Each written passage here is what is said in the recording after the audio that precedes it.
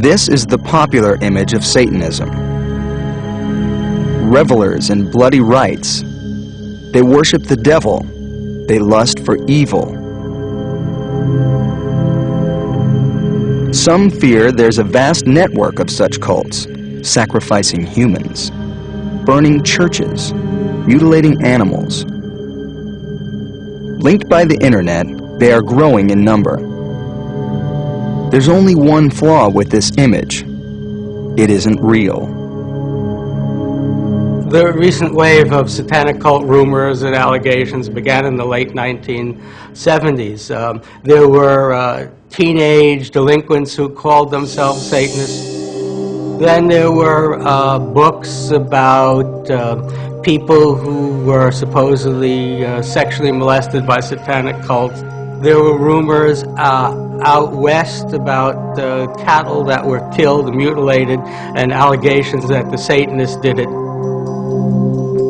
From the information that I collected, found that there was no evidence whatsoever for secret criminal satanic cults operating as a syndicate worldwide or in the United States. That's not to say Satanists don't exist. They do. In April of 1966, Anton LaVey, a crime photographer, lion trainer, and carnival musician, founded the Church of Satan in San Francisco. Raised on Gothic stories from his gypsy grandmother, he became fascinated with the occult. But according to his 1969 book, The Satanic Bible, Satanism is not about devil worship.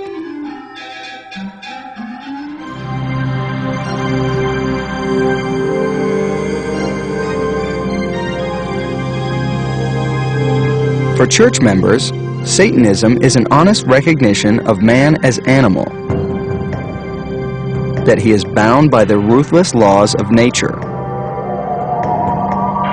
Christianity teaches resistance to temptation. Satanism says we must embrace it. An understanding of vengeance, an understanding of sensuality. Anton LaVey founded the Church of Satan. He felt that we could boldly and proudly stand before the altar of Satan and call forth the infernal names that are most dreaded in Judeo-Christian society and call it a church. Almighty Lucifer, come forth, O bearer of light, I bid thee welcome. It would be the most blasphemous and thereby the most effective, but I do not believe in the concept of evil. I do not believe in hell. I do not believe in heaven. We live in the here and now. We make our own heaven. We make our own hell. My hell is made up of deluded Judeo-Christians who go out of their way to try and make my life unhappy. Fear of Satan goes back to the Old Testament, where he was a minor deity. The writings of Dante and Milton made him even more terrifying. These books are the basis of our modern ideas about hell. But Satanists weren't a big deal until the 1970s, when some religious groups and the mass media triggered a satanic panic. There were various groups that promoted these rumor stories for their own benefits. They gained either members or money or notoriety or all of those goals. One of the groups included some, but not all, fundamentalist churches, and they put out propaganda or educational literature about satanic cults. But also quite different groups promoted the stories. Some local police, some psychotherapists. So a wide variety of groups came together, joined together by benefiting from the same stories. It is an individualistic power religion that allows each individual to recognize themselves as their own God, as their own Redeemer, as their own Savior. It is a religion of the flesh. It is a religion of life. You weren't conceived in sin. You weren't born in sin. You don't have to pay any preacher to get you out of here or to buy your way into heaven, because there is nobody that can do that for you. There's nothing beyond this, and just enjoy your life, indulge, act responsibly, and be the best that you can be. What else is there? Sanct, Severus, Yog Sothoth, Yog-Sothoth, Moloch, Samael. Satanism itself will continue to evolve to allow each individual to recognize their highest potential. We will be the supermen and superwomen of the future. We will be unencumbered by guilt, by any of the repressive elements that you will find in Christianity.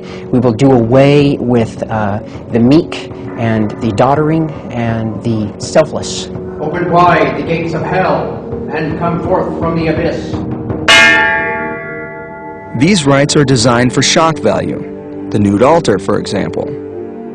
But Satanists reject a belief in the supernatural. They don't believe in mystical powers, or even the devil. We invoke thee, Satan, to bless this chamber with the fires of hell. The reason we use Satanism, or the name Satan, as our figurehead is because it is the most stimulating symbol and name under which to conduct our present activities. O enlightened sister and high priestess, a blessing. I was looking for something that satisfied my rational side, but also instigated that certain kick that you can get from the dramatic side of yourself, the creative side of yourself, too. And Satanism was the first thing that I found, the first philosophy that reconciled those irreconcilables. Kingdom, strength through joy, and is not to be measured. So when we call forth the dark forces within ourselves, we're confronting our shadow selves, elements of the chalice. Behold, the chalice of ecstasy. I drink therein and celebrate life and death and life in death. Calling forth the names. Set! The invocation with the sword. I liveth as the beasts of the field, rejoicing in the fleshly life. The incense, putting ourselves in tune with the most powerful forces of the earth, invoking the power within ourselves that we focus within the ritual chamber and then release out into the ethers. We invoke thee, Almighty Lucifer, to bless this chamber. This is a form of creativity that humans have used and we find inspiration and power from. Satan, give to us thy blessings. So who are they really? Well, one thing they're not are the bloody criminals of urban legend.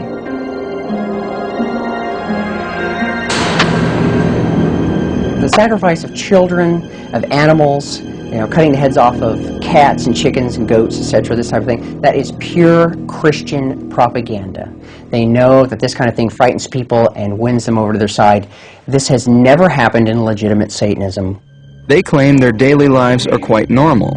It's their beliefs that are a bit disturbing. We will continue to recognize ourselves as our own gods. Like it or not, the majority of people in the world operate according to satanic principles. There will be those who will bring things to a point in which our philosophical principles will be the dominant religious and political ideals within your lifetime. Satan, grant to us thy blessings.